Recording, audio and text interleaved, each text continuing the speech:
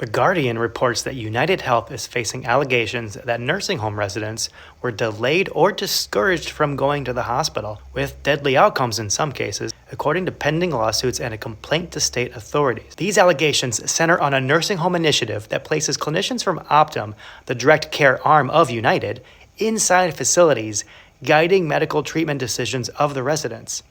Their stated goal is to reduce unnecessary hospitalizations amongst frail, chronically ill older adults. But the dispute boils down to this. Critics allege that United's model overcorrects, that in trying to prevent unnecessary hospitalizations, they are also obstructing necessary hospitalizations.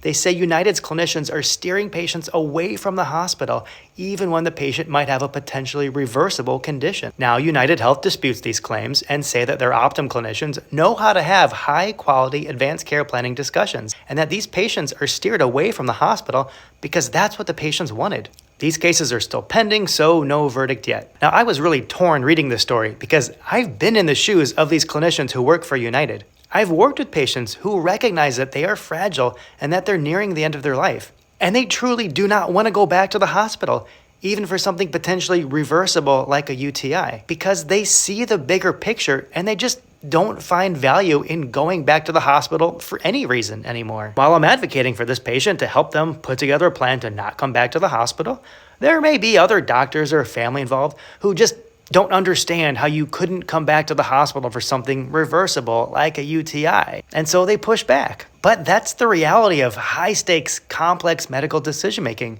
It can be very emotional, and there's a lot of nuance to it. At the same time, there's a very clear conflict of interest here on the part of United. I just don't see how you can be talking to patients about their preferences for hospitalizations or resuscitations completely free from bias when your finances are going to be directly impacted by the outcomes of these conversations. And I hate that this is where we're at now, but it's more important than ever to understand the healthcare ecosystem, understand how all the parts and incentives fit together, especially when it comes to getting palliative care. You have to know who you're talking to and what their qualifications are. Who do they work for? A palliative group or a hospice group? Yes, it matters. Are they certified and trained in palliative care? Yes, it matters. In healthcare, transparency is everything now.